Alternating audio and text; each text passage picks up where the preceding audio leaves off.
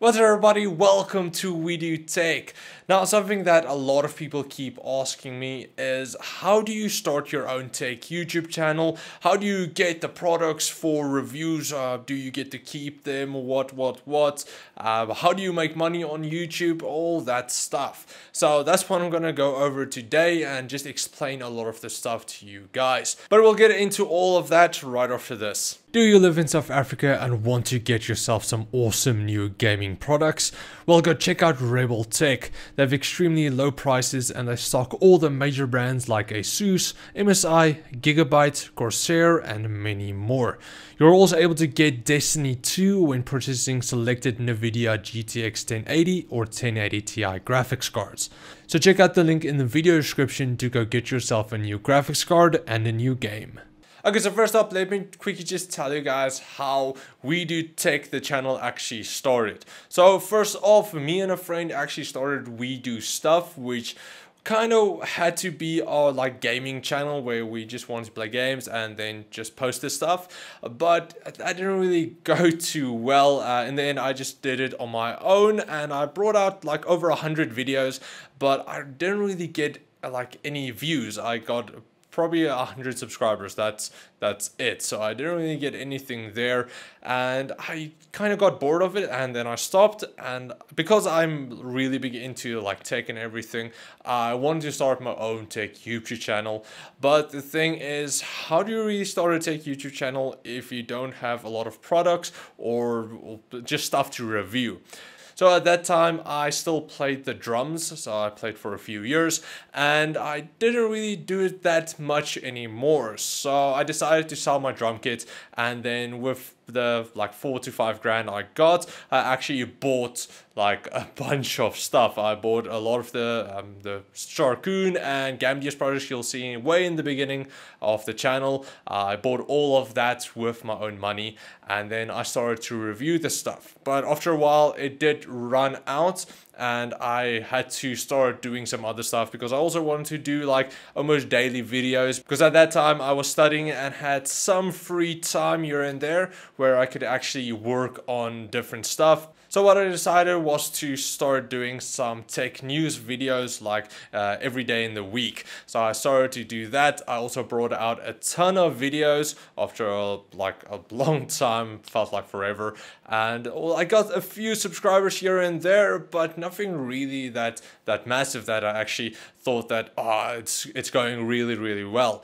So that's after a while I even stopped doing that and I just completely forgot about all of the tech YouTube stuff. So then later on, when I actually started working at a computer retail store and I moved into here, I actually started up again, but I didn't really spend a lot of time actually focusing on my videos. I just did it here and there. I didn't really have a passion to do it at that moment. But then later on, after I got to check out some of the Red Dragon products, I started to review that, and that actually did help me out a lot because it was new, it was cheap. There wasn't really a lot of especially English reviews out.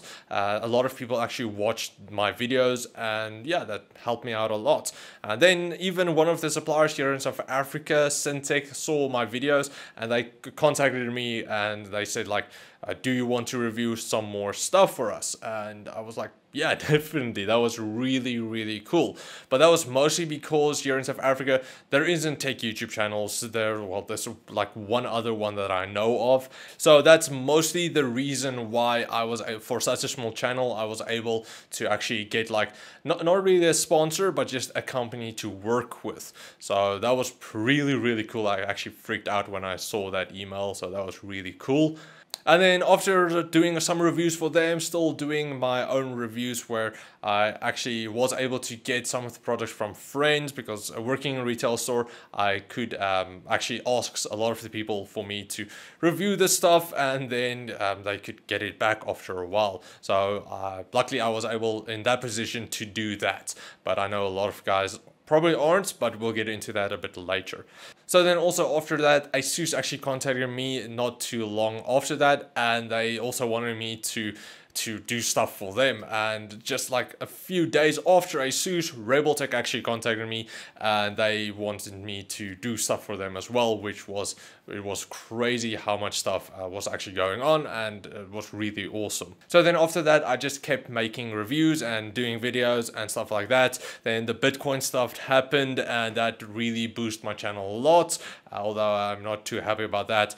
And then the channel just kept growing and growing and growing until we're now here on 12,814 subscribers. I've got about 1.8 million views. And I currently have 148 videos on the channel. So that's not too bad, especially for like just a small channel here in South Africa. So that was pretty cool. But now we get into what I actually want to tell you guys, how you actually can start your own YouTube channel. What I've learned, getting a lot of companies actually to help out and then just help grow the channel. So firstly, how do you start? Well, probably the most important thing is get a original name. So We Do Tech, it's easy to remember. It tells right in the name what the channel is going to be about. It's going to be about tech. So get a channel name that actually tells you what you do. For instance, again, Linus Tech Tips. Tech Tips, so tech.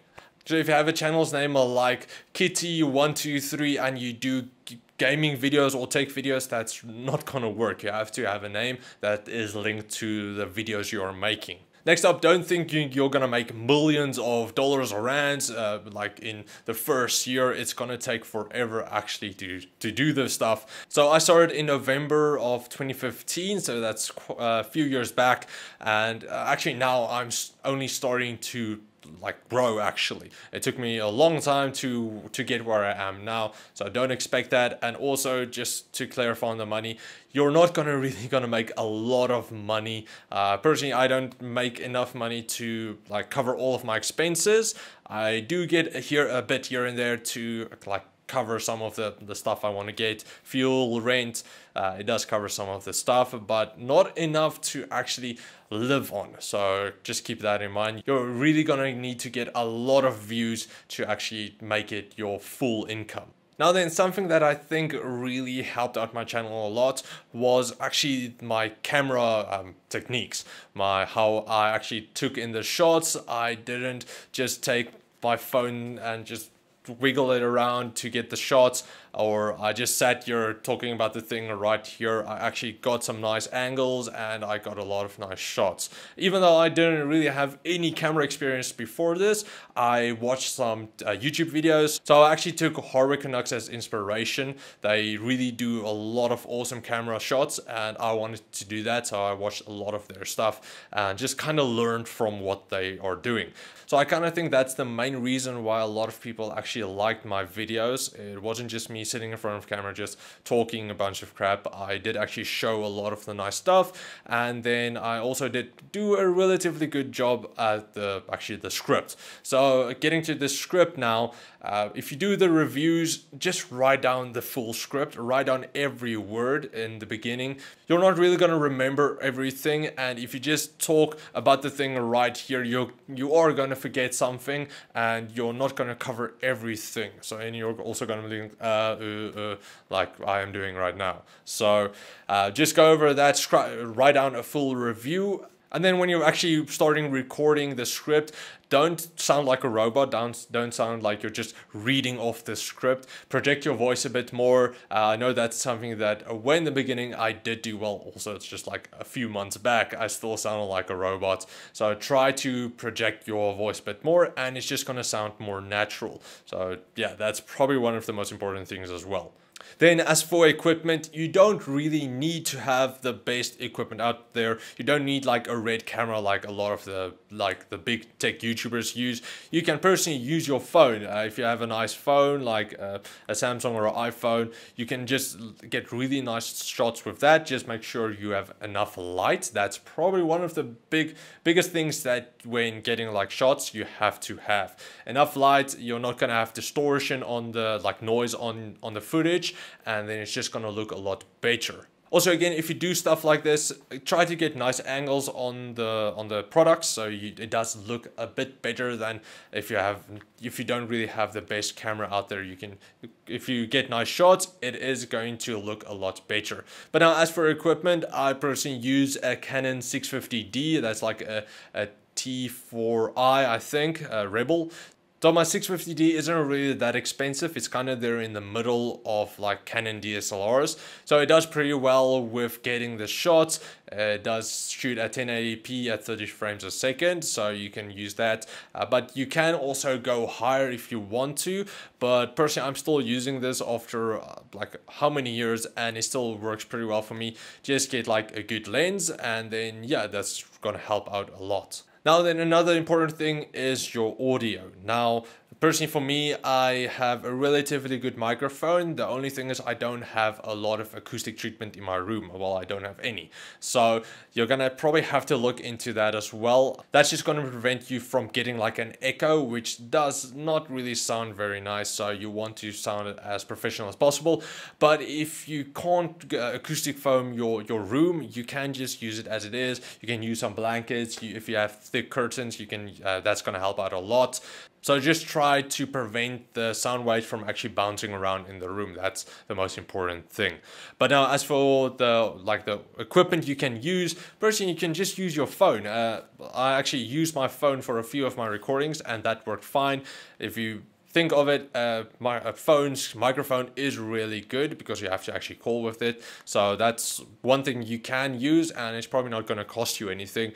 But if you want to go for a bit better quality, you can go for like a condenser microphone, but then you have to get the condenser microphone, you have to get like an audio interface if you go for the XLR ones, or you can get a USB one as well. So that just plugs into your computer and you're set. Some other options you can go for as well is lavalier microphones, which you just clip onto your shirt. That's those small ones, which you then connect into a transmitter, and then you need a receiver, and there's a lot of stuff there as well. Or you can get an on-camera microphone like the one I'm using here as well, but I do have my main one down here as well. So you can use all of that, you can mix and match, and then just get the best sound quality you can. Now then, as for do's and don'ts, don't just go copy somebody else's work. That's really not nice. It's part copyright infringement, so you can get into a lot of trouble with that. So do your own stuff. You can watch other people's reviews, and then you can see kind of what they said, especially when in the beginning I did watch some of the other reviews on the equipment, on the the peripherals and stuff I did, just so that I can get some other opinions as well. Some stuff that I missed, then I actually realized, oh yeah, I forgot that. So you can do that, but just don't go completely copy somebody else's work. Also, a big thing, don't make your videos like extremely long. Nobody wants to watch a 20-minute video. I did learn that the hard way as well. So keep it between like 7 to 10 minutes. Try to keep it kind of short as possible, but go over all of the features of the item you're reviewing. But probably the best thing you can do to help improve on your videos is just to go watch your favorite YouTubers and see what they are doing. So for example, again, I used Horror Canucks as one of mine, where I try to get as best camera shots as possible.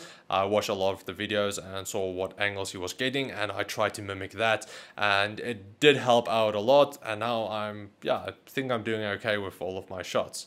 Okay, so now let's quickly go over like sponsors and like the items you're getting to do reviews on, all of those important stuff. Okay, now just to be clear, there is kind of a difference between like just a sponsor and a company that's just helping out or you're working with. Now, usually sponsors is they pay you, although I usually say sponsors is not completely right. It's more of a company that I'm just working with. So a lot of the stuff that I have behind me here, it's not mine. Some of the peripherals down there is mine, and then like the 1060, some of the stuff is mine, but not all of it. A lot of the stuff is still Rebel Tech's. They lend me this stuff, they let me do the reviews. Sometimes I have to send it back, sometimes I can keep it for a bit longer, but it's still theirs. So how it usually works is they send you stuff, you review it, and then you send it back. 95% of the time, you have to send it back. Like only 5% of the time, perhaps you can keep it. So that's usually how it goes. So don't expect to like be getting a full system like straight off the bat. Like even like the Threadripper, I'm not gonna keep that. I'm not gonna get like a 15,000 Rand CPU. That's not gonna happen. So don't expect that to happen. If you get like a small item here and there, then be happy about that, because it is going to take a long time for you to actually get somewhere. So what I would recommend you can almost do is get like almost like an ad spot in your videos, kind of like what I'm doing in the beginning of my videos. And you can watch like Linus Tech Tips. He does a lot of ad spots in his videos, and later on the companies will actually pay you to advertise in your videos, because it's fixed marketing. They want to focus on your viewers, so that's what they're doing. Now in the beginning, again, you're not really gonna get a lot of companies that want to advertise in your videos, because you're probably not gonna get a lot of views first off. Only later on you'll probably get like few thousand views per video, and then the companies will get into that. But probably the most important advice I can give you is just, if you start doing this stuff, keep going, don't stop, because like I stopped for like a year or so, and if I kept going, I never know where I could have been. Like could have probably been on 100,000 subscribers, I don't know. So that's why if you do this stuff, keep going, don't stop. Now, you don't have to do a video every single day, but if you do it constantly, if you can bring out videos like every week or so, later on you will see that the channel is gonna grow, especially if you do bring out nice content. So that's probably the best advice I can give you, and just enjoy making the videos. That's probably one of the biggest things. If you don't enjoy making the videos, don't do it, because it's like working in a hell job. Otherwise, you can just stop. It's not going to be worth it. But yeah, that's pretty much it. Hopefully this video was kind of informative. I don't know how it actually turned out, but if you guys like this video, please like, share, subscribe, and comment. If you want me to do more like advice giving videos like this, please let me know in the comments below. But yeah, that's pretty much it. Thanks for watching, guys. Again, if you enjoyed, please subscribe, and then I will see all of you guys next time. Cheers, guys.